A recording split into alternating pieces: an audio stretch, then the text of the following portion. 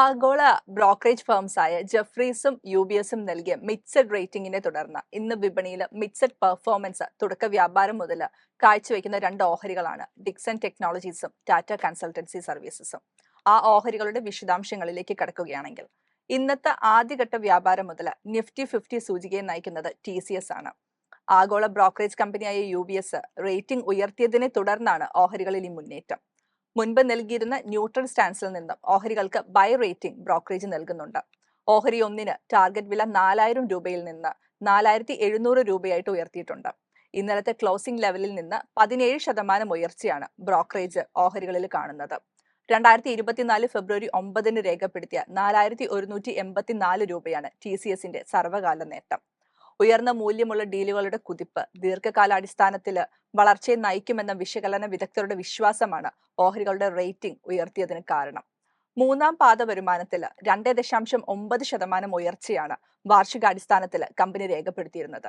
Emerging വിപണികളിൽ ഇരട്ട അക്ക വളർച്ച, പ്രത്യേകിച്ച് ഇന്ത്യൻ മാർക്കറ്റിൽ 23.4% ഉയർച്ച റിപ്പോർട്ട് ചെയ്യാൻ TCSന് കഴിഞ്ഞിരുന്നു.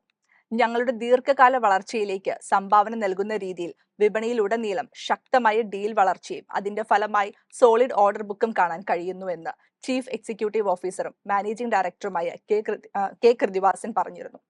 വളർച്ചാ ഡ്രൈവുകളിൽ ചിലത് BSNL, നെസ്റ്റ്, അവൈവ തുടങ്ങിയ വലിയ ഡീലുകളെല്ലാം ഉൾപ്പെടുന്നുണ്ട്.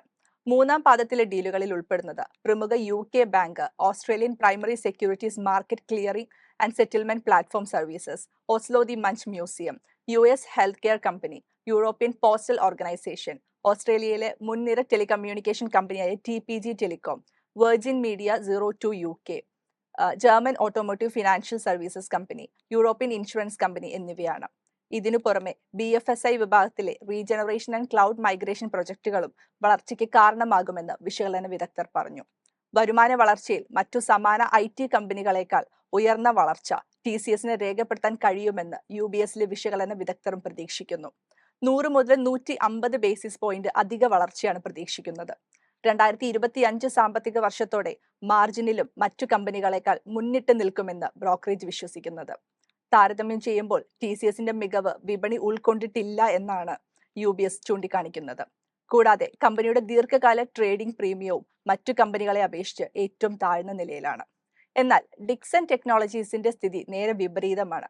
ആഗോള ബ്രോക്കറേജ് കമ്പനിയായ ജെഫ്രീസ് അണ്ടർ പെർഫോം റേറ്റിംഗ് നൽകിയതിനെ തുടർന്ന് ആദ്യഘട്ട വ്യാപാരത്തിൽ ഇടിവ് നേരിട്ട് ഡിക്സൺ ടെക്നോളജീസ്. ഫെബ്രുവരി 26 രേഖപ്പെടുത്തിയ സർവകാല നേട്ടത്തിൽ നിന്ന് ഗ്യാപ് ഡൗൺ തുടക്കമാണ് ഓഹരികൾക്ക് ഇന്നുണ്ടായത്. ഇന്നലത്തെ വ്യാപാരത്തിൽ 7048 രൂപ എന്ന നേട്ടത്തിലേക്ക് ഓഹരികൾ എത്തിയിരുന്നു. എന്നാൽ ഇന്നത്തെ വ്യാപാരത്തിൽ 205 പോയിന്റുകൾ ഇടിവോടെ 6740 രൂപയിലാണ് വ്യാപാരം ആരംഭിച്ചത്. ഡ്യൂറബിൾ സെഗ്മെന്റിൽ ഉയർന്ന മത്സരം നേരിടുന്നുവെന്നും ഉയർന്ന വില ഇലാസ്തികതയുണ്ടെന്നും ചൂണ്ടിക്കാണിച്ചുകൊണ്ടാണ് ജെഫ്രീസ്, ഇലക്ട്രിക്കൽ കമ്പനിയായ Dixon technologies, Whirlpool of India എന്നിവയുടെ ടാർഗറ്റ് വില വെട്ടിക്കുറച്ചത്. ഡിക്സൺ ടെക്നോളജീസിന് 5920 രൂപയാണ് ഓഹരി ഒന്നിന് ടാർഗറ്റായിട്ട് നൽകിയത്. 6440 രൂപയായിരുന്നു മുൻപ് നൽകിയിരുന്ന ടാർഗറ്റ് പ്രൈസ്. നിലവിൽ ഓഹരികൾ വ്യാപാരം നടത്തുന്നത് ടാർഗറ്റ് വിലയേക്കാൾ 13% ഉയർന്നാണ്. കഴിഞ്ഞ ഒരു വർഷത്തിനിടയിൽ 160% നേട്ടമാണ് ഓഹരികൾ നിക്ഷേപകർക്ക് നൽകിയത്. കഴിഞ്ഞ 3 വർഷങ്ങൾക്കിടയിൽ 800% ഉയർച്ചയും ഓഹരികൾ കൈവരിച്ചിരുന്നു. മൂന്നാം പാദത്തിൽ വിദഗ്ധരുടെ എസ്റ്റിമേറ്റുകൾക്ക് അനുസരിച്ച് നേട്ടം പ്രഖ്യാപിക്കാൻ കമ്പനിക്ക് സാധിച്ചിരുന്നില്ല. വാർഷികാടിസ്ഥാനത്തിൽ ലാഭം 85% ഉയർച്ചയും വരുമാനം ഇരട്ടി വർധനവും രേഖപ്പെടുത്തിയെങ്കിലും പാദാടിസ്ഥാനത്തിൽ മികച്ച പ്രകടനം കാഴ്ചവെക്കാൻ കമ്പനിക്ക് സാധിച്ചിരുന്നില്ല. കൂടാതെ മൊബൈൽ ബിസിനസ്സിലെയും കയറ്റുമതി വിപണിയിലെയും മാന്ദ്യം കാരണം ഒരു ബേസ് കാലയളവിൽ വിൽപ്പന 22% ഇടിഞ്ഞിരുന്നു. സെപ്റ്റംബർ പാദത്തിൽ കമ്പനിയുടെ നെറ്റ് പ്രോഫിറ്റ് 107 കോടി രൂപയായിട്ട് രേഖപ്പെടുത്തിയതിൽ നിന്നും 97 കോടി രൂപയിലേക്ക് മൂന്നാം പാദത്തിൽ കുറഞ്ഞിരുന്നു. ഡിക്സൺ ടെക്നോളജീസിന്റെ വരുമാനത്തിന്റെ 2/3 ഭാഗവും എബിഡയുടെ 57% സംഭാവന ചെയ്യുന്ന മൊബൈൽ ബിസിനസ്സാണ്. വാർഷികാടിസ്ഥാനത്തിൽ 14% വളർച്ച കൈവരിച്ചിരുന്നു. വാർഷികാടിസ്ഥാനത്തിൽ ഉപഭോക്തൃ ഇലക്ട്രോണിക് ബിസിനസ് 8% ഉയർന്നെങ്കിലും സെപ്റ്റംബർ പാദത്തെ അപേക്ഷിച്ച് 35% ഇടിവാണ് റിപ്പോർട്ട് ചെയ്തിരുന്നത്. വരുമാനത്തിന്റെ 19% ഇലക്ട്രോണിക് ബിസിനസ് സംഭാവന ചെയ്യുന്നു. ഹോം അപ്ലയൻസ് ബിസിനസ്സും പാദാടിസ്ഥാനത്തിൽ 21% ഇടിവാണ് രേഖപ്പെടുത്തിയത്. വരുമാനത്തിൽ 6% പങ്ക് ഹോം അപ്ലയൻസസ് ബിസിനസിന്റേതാണ്. ലൈറ്റിംഗ് ഉൽപ്പന്നങ്ങളുടെ ബിസിനസ് അതേസമയം ഒരു വാർഷികാടിസ്ഥാനത്തിൽ 29% ഇടിവും പാദാടിസ്ഥാനത്തിൽ 4% വർധനയും രേഖപ്പെടുത്തിയിരുന്നു. നമ്മൾക്ക് ഈ രണ്ട് കമ്പനികളുടെയും ടെക്നിക്കൽസ് മനസ്സിലാക്കാം. യെസ്, അപ്പോൾ ഡിക്സൺ ടെക്നോളജീസ് നോക്കുകയാണെങ്കിൽ ഇപ്പം 6773 എന്ന് പറയുന്ന ലെവലിൽ നിൽക്കുന്നു. ഇന്നൊരു 2.48% ഒരു ഇടിവ് നമുക്ക് ഇന്ന ദിവസം കാണാൻ സാധിക്കുന്നുണ്ട്. അപ്പോൾ നമ്മൾ ചാർട്ട് നോക്കുകയാണെങ്കിൽ നമുക്ക് മെയിനായിട്ട് നല്ലൊരു സപ്പോർട്ടായിട്ട് നിന്നൊരു ലെവല് മനസ്സിലാക്കാൻ പറ്റുന്ന 5848 എന്ന് പറയുന്ന ലെവലാണ്. അതുപോലെ തന്നെ നമുക്ക് ആദ്യം നല്ലൊരു റെസിസ്റ്റൻസ് ആയിട്ട് നിന്ന ലെവൽ നോക്കുകയാണെങ്കിൽ 6620 എന്ന് പറയുന്ന ലെവലും കാണാൻ സാധിക്കുന്നുണ്ട്. അതുപോലെ തന്നെ ഒരു പ്രോഫിറ്റ് ബുക്കിംഗ് നടന്ന സമയത്ത് 6279 എന്ന് പറയുന്ന ലെവല് ഒരു മെയിൻറ്റെയിൻ ചെയ്യാൻ വേണ്ടി കുറച്ച് നാൾ ശ്രമിച്ചെങ്കിൽ അവിടെ നിന്ന് ഡൗൺ സൈഡിലേക്ക് ഒരു മൂവ്മെൻറ്റ് വന്നിട്ട് നമ്മൾ ആദ്യം പറഞ്ഞൊരു സപ്പോർട്ട് ഏരിയയിൽ നിന്നാണ് പിന്നീട് അപ്പ് സൈഡിലേക്ക് ഒരു മൂവ്മെൻറ്റ് നമുക്ക് കാണാൻ സാധിക്കുന്നത്. 5848 എന്ന് പറയുന്ന ലെവലിൽ നിന്നാണ് പിന്നീട് അപ്പ് സൈഡിലേക്ക് ഒരു മൂവ്മെൻറ്റ് നമുക്ക് കാണാൻ സാധിക്കുന്നത്.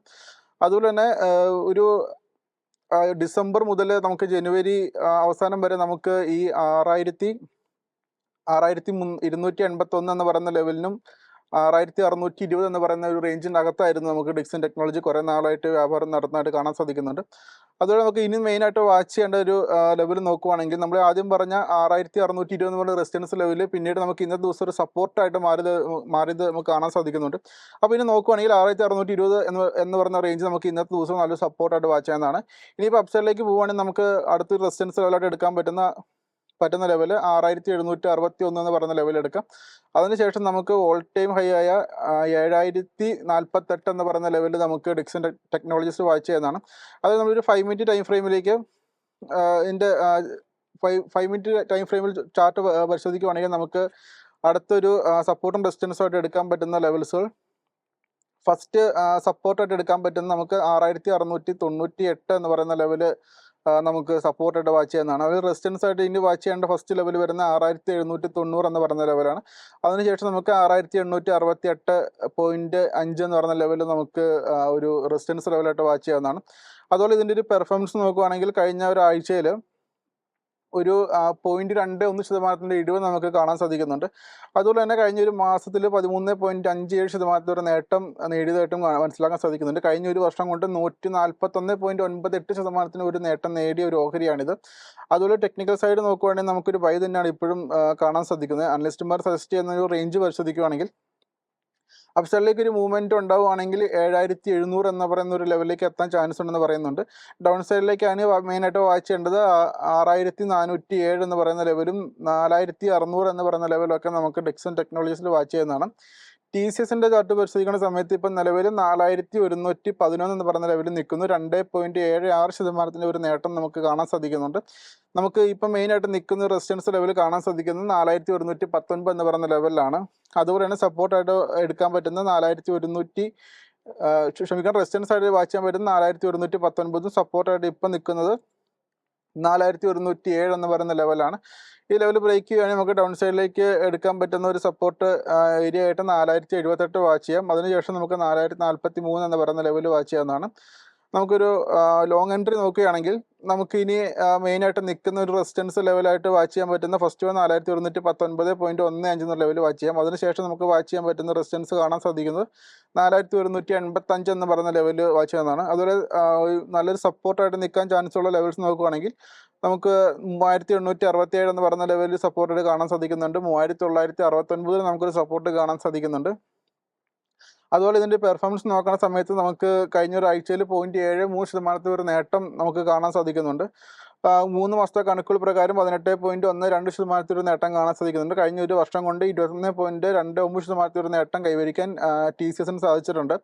അതുപോലെ തന്നെ നമുക്കിപ്പോൾ ടെക്നിക്കൽ സൈഡ് നോക്കുകയാണെങ്കിൽ സ്ട്രോങ് ബൈ ആണ് നമുക്ക് കാണാൻ സാധിക്കുന്നത്. അനലിസ്റ്റുമാർ സജസ്റ്റ് ചെയ്യുന്ന ഒരു റേഞ്ച് പരിശോധിക്കുകയാണെങ്കിൽ അനലിസ്റ്റുമാർ അപ്സൈഡിലേക്ക് ഒരു മൂവ്മെൻറ്റ് ഉണ്ടാവുകയാണെങ്കിൽ ഇവർ മെയിനായിട്ട് പറയുന്നത് 4700 എന്ന് പറയുന്ന ലെവലാണ്. ഡൗൺ സൈഡിലേക്ക് ഒരു 1.5% ഒരു ഡൗൺ സൈഡ് മൂവ്മെൻറ്റ് ഉണ്ടാവുകയാണെങ്കിൽ 4046.35 എന്ന് പറയുന്ന ലെവലും ഒരു 26.94% ഒരു മൂവ്മെൻറ്റ് ഉണ്ടാവുകയാണെങ്കിൽ 3005 എന്ന് പറയുന്ന ലെവലും നമുക്ക് വാച്ച് ചെയ്യുന്നതാണ്.